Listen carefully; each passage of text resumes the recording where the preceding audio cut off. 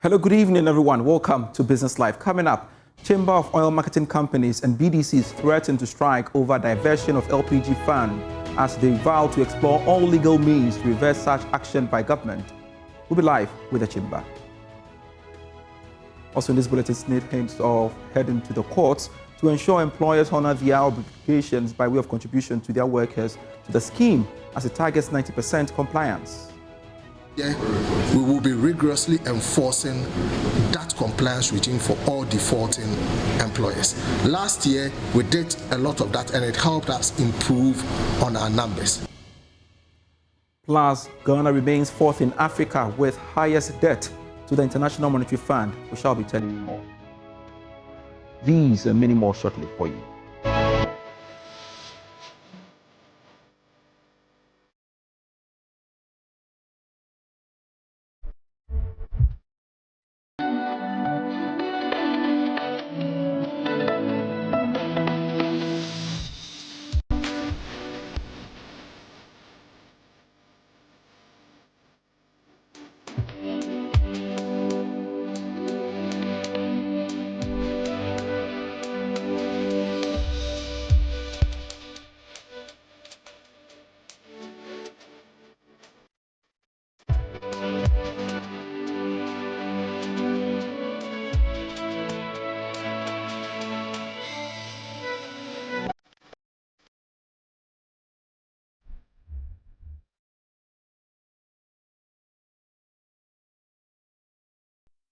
Thanks so much for your company. I am Pius Kojobaka. Looking now at our stories. The Chamber of Oil Marketing Companies and Bulk Oil Distribution Companies have threatened to strike over diversion of funds from the LPG Fund to the Ghana Cylinder Manufacturing Company. The two associations, in a statement, vowed to explore all legal means to reverse this action by governments. Let's get onto Zoom and speak with the Chief Executive of the Chamber of Oil Marketing Companies, Dr. Rivy Singopong, for some clarifications on this. Thank you so much, sir, for making time to join us here on Business Live. Really, what initial reasons are you picking up as to be the reasons why government is diversifying the LPG Fund to the Ghana Cylinder Manufacturing Company? Good evening, Pius, and I hope you're well. Yes, I'm fine, thank you. We understand that the minister instructed MPA to make payment into the account of the Ghana Cylinder Manufacturing Company. Let me say emphatically, very, very factual. We are not against the government. We are against procedures that are wrong. If the procedure is wrong. Nobody can correct it, unless the industry does. You understand? The fund has a purpose. And as you might have read from our statement, the fund is supposed to support the bottling plant entities and also support the cylinder investment that people have made. As it stands today, we only reimburse companies, entities that have already invested into the program. We are not, the fund is not there to pre-finance. The fund is not a bank. And as it stands, we don't know whether even it's a loan that is given to the Ghana Cylinder Manufacturing Company or it's a free money. I mean, nobody understands. You understand? So all that we are saying is that it does not correspond to the SOP that the fund was created for. Am I to get the impression that you weren't consulted whatsoever before government, embarking on this move? Pius, you will be surprised that there is a management committee. There's a fund management committee where myself and the CBOT CEO also sit on. On the day it came up in the meeting, the decision had already been made by MPA board. And we keep on asking ourselves, is it the MPA board that decides on the fund, or is it the fund management committee? Then why said that fund management committee in the first place? If you're going to take a decision at the higher level between the ministry and MPA, then go ahead and do whatever you want to do. And let me say this: we prevented the previous government from spending from this fund. And it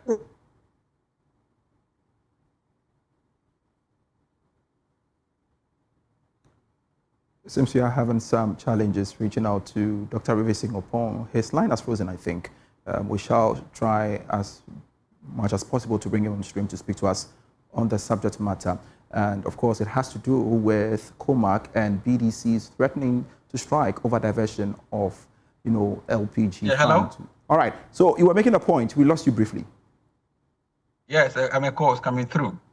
So all that we're saying is that, yes, there's a fund management committee that has set SOPs. And I'm telling you, we go through very, very, stringent processes to even allocate a cedi or a dollar to any player in the industry as far as the CIM fund is concerned.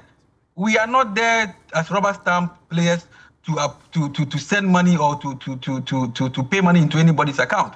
Is Ghana Cylinder Manufacturing Company the only manufacturing company in the country? That's of course not.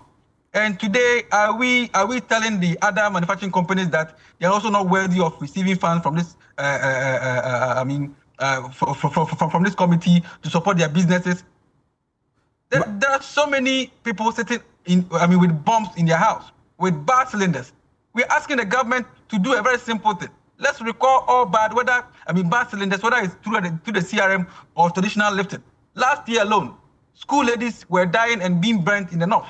And we are here talking about clean cooking and there's accessibility to LPG. It's totally wrong and very unacceptable. Dr. Pong, I understand your concern, but really, is the chamber not stretching this issue too far? If you say that you strike, have you explored all avenues on the table? We are not saying we are striking. I don't think our press mentioned any strike. What we are saying is that we are going to make sure that this fund is reversed ASAP. And if not, whatever we need to do to make it happen, we'll do. But for now, we're not mentioning strike. If it happens to have strike, so be it. What do you intend doing to reverse this diversion? I believe that the minister is aware of what is happening. We wrote a letter to him months ago, asking him to pause this initiative, and we hope that maybe tomorrow he's going to respond to our letter. All right, let's shift focus. The last time we spoke about the Takoradi Kumasi issue, the supply products, what is the latest you can tell us on that as well? Yeah, there are so many things happening in the industry, and it hurts, all right? It hurts that we are not really doing things to help the industry. Today, as we speak, the taxes and levies and all these things we pay to government run to almost 50% of fuel price. And nobody's talking about it. Fuel price today, if you take the BDC level, S-rate from it, the tax and levies on it, PTM, UPF, on it, are almost same amount as the fuel itself. There was system failure. It's not as if there's no fuel. There's fuel, but system failure from ICOMS and ERDMS wouldn't allow my members to lift fuel. And that brought the depression. All right. Dr. Rivers Singopong, thank you so much for your time this very moment on Business Live. We shall follow up on that story and bring viewers more updates in our subsequent bulletins. But let's shift focus to some other stories. State Pension Trust (SNIT) has indicated it will head to the courts to ensure employers honor obligations by way of contributions to their workers. The move is part of a broader strategy to improve compliance by more than 90% to help save the scheme. Director General of SNIT, Kwesi Afrebaini, has been speaking in an interview with Joy Business. Compliance is a function of understanding, is a function of engagement, and is a function of supervision and also ensuring enforcement of the law. So you realize that as more people, like I said, as people appreciate the scheme and the value proposition, they begin to be compliant. One thing that we have also sought to do is to improve on the convenience with which people can engage us, as well as how accessible we are. And we believe that these measures will ensure natural compliance than rule-based compliance, which then requires us to go to the courts and ensure enforcement. Now, our strategy this year, for instance, is to take compliance to about 90%. It looks Herculean, but we are pretty confident that with the systems that we are putting in place, it should be possible to do that. Why do I say so? We realize that we have 53 branches. Then we created the 54th branch, which is the virtual branch from which you can interact with us from anywhere. That creates an opportunity for anyone who truly wants to engage us, irrespective of time, day, venue, to engage us. Then we said to ourselves that there are many places in Ghana that we were not physically present. So we went into a co-location pilot arrangement with 4 banks, EcoBank, Fidelity, CBG, and GCB. So today, if you go to Ghana Commercial Bank, Akosombo, while SNIT itself isn't present in Akosombo, and most people were moving from Akosombo to Somenya to be compliant. Today, all they need to do is to go to Akosombo GCB or go to Sogakope GCB, where it's another co-location point. Here in Tamale, we were present only at our offices at the main city center. Today, for those coming from Kamina Barras, those coming from Gushegu, they don't need to come to town. They just need to go to the EcoBank there, and we have stationed people who are well trained, who have access to our system to provide support in enforcing our compliance regime and ensuring that people get convenience for the service that we provide. So all these measures are part of the strategies to improve on compliance. What of recalcitrant ones? That's where the law comes in. We have said, if after providing convenience, after providing accessibility, after engaging you and even giving you the opportunity to negotiate with us and pay over a period, if we appreciate the fact that the business probably is struggling. All right, let's get onto phone lines and speak with the Executive Director for the Africa Center for Retirement Research, Abdallah Mashood, for more analysis on this development. Thank you so much, Abdallah, for staying on to speak to us here on Business Live. Now, State has resolved to go to the courts to ensure employers pay the contribution of their employees religiously to boost compliance. Will this avenue work from your perspective? Yes, definitely. First of all, good evening, Kojo, and good evening to your viewers. It's always exciting to be here. First of all, let me state that it is a good operational gesture to engage important stakeholders such as employers in order to sensitize them on their obligations and the general provisions of the scheme. You talked about, strengthening compliance in order to beef up contribution. Yes, it's clearly provided in the Act in the event that anybody violates the provision of the Act with regards to payment of contributions and all that. We have a provision in the Act that strengthens or that gives the power to take it to court. So it's clearly that has been provided in the Act. Mm-hmm. I've also heard the Director General indicating that government has made good all its obligations. It is exciting to hear that government has made good all its obligations, for government is the biggest employer and has fulfilled all its contribution payment obligation to the trust. On that note, I think we have to commend the government and the Board of Trustees for ensuring strict compliance to the contribution payment provision of Act 766. Mm. Remember, it is important to note that delayed contribution payments by past governments have been cited in actuarial valuation reports as one of the factors that hurt the financial stability of the SNP scheme. We saw that particular finding in the 2014 valuation report. We saw it in 2017. We also saw it in the 2020 valuation report. And so no doubt, the payment of contribution will surely improve the trust investment function, its liquidity position, and ultimately the actuarial status of the scheme. So on that note, it is important for SNP to continue to strengthen its compliance enforcement strategies. And later to contribution payment, Kojo, it is important to also talk about the fact that the current actuarial status of the SNP scheme is not known, and that represents a total disregard to best practices, the stakeholders, and the very provision of the Act. I actually expected the current Senate administration, when they took office in February 2025, to undertake what we call a baseline audit.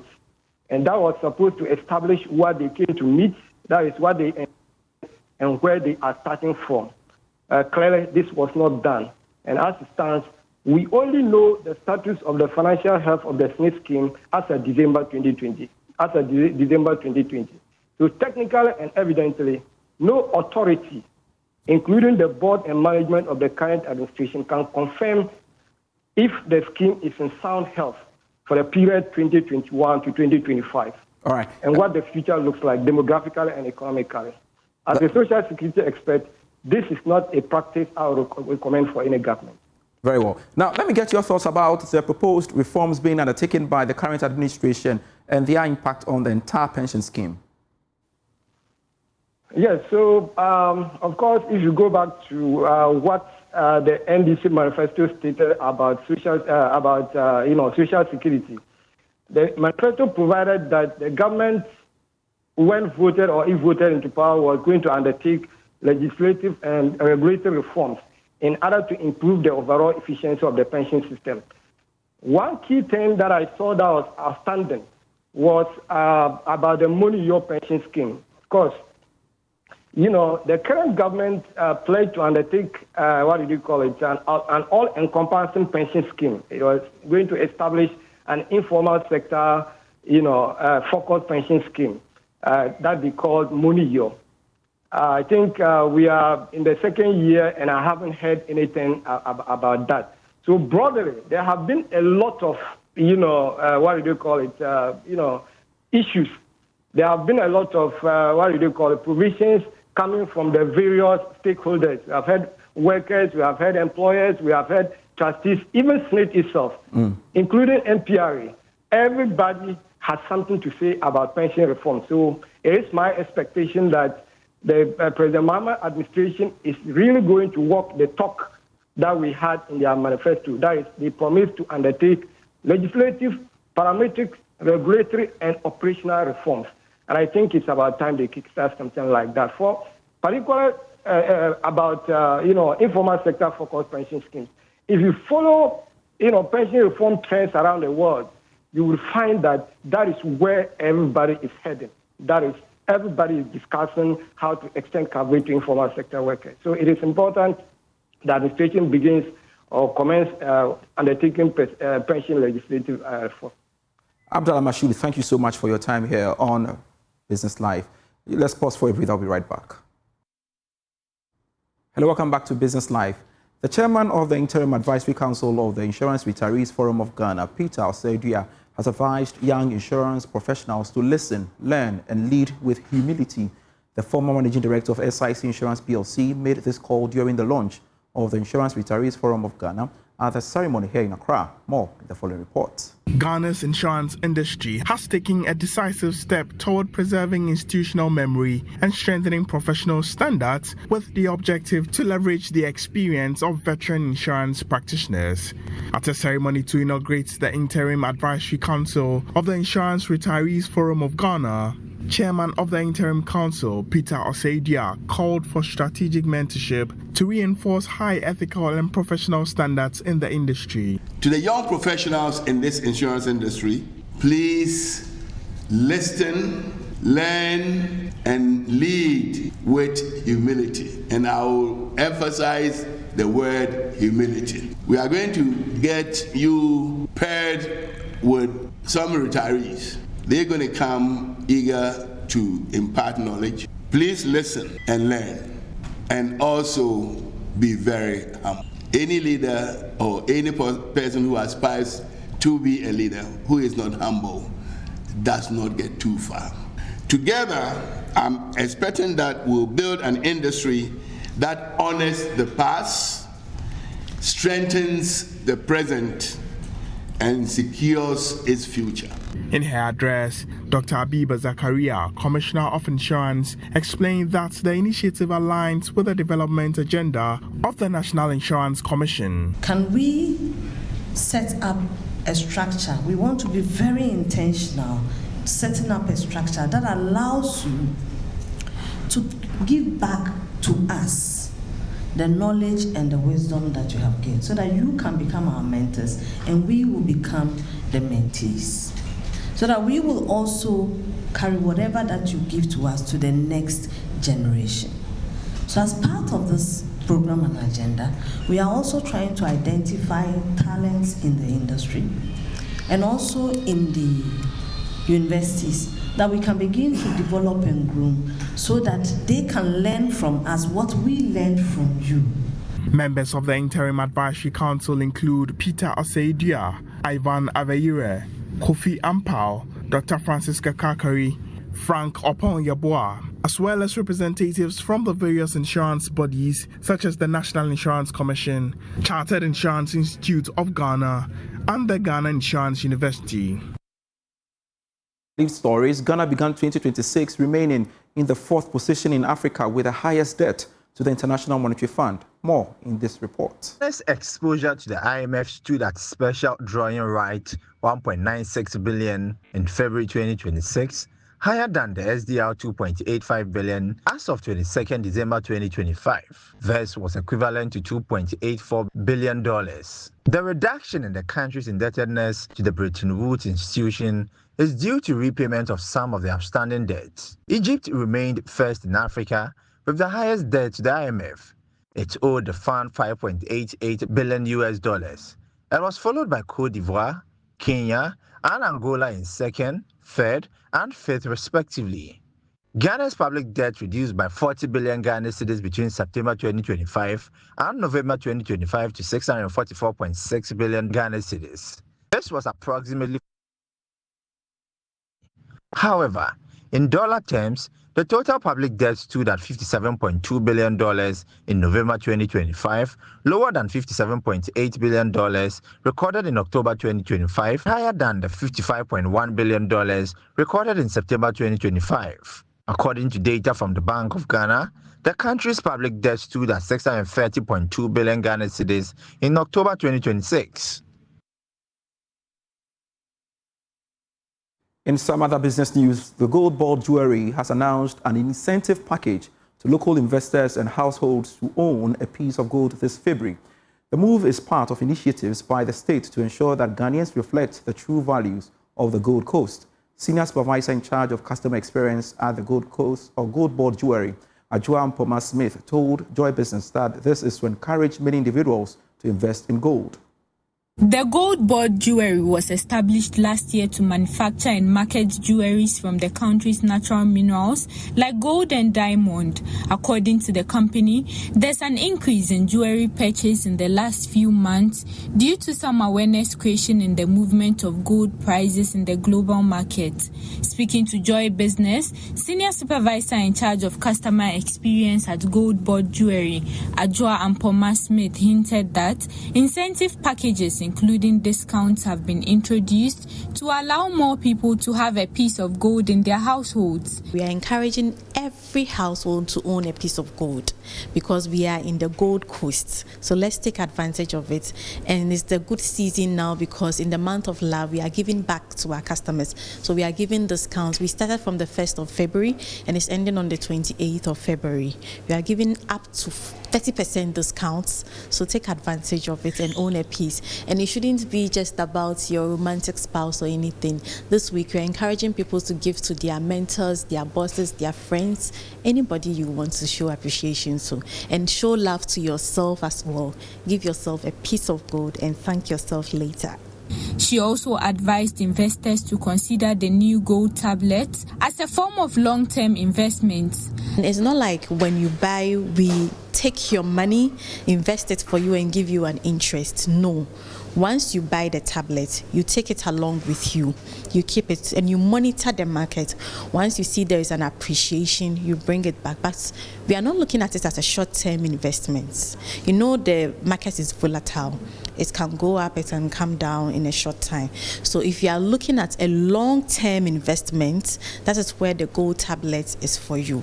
And also, if you don't want the tablet, but you just want to buy jewelry to adorn yourself, but still have some store of value to it, because you can buy kente and all the other things, but they are difficult to sell in the long run. And you don't know when the rainy day is coming.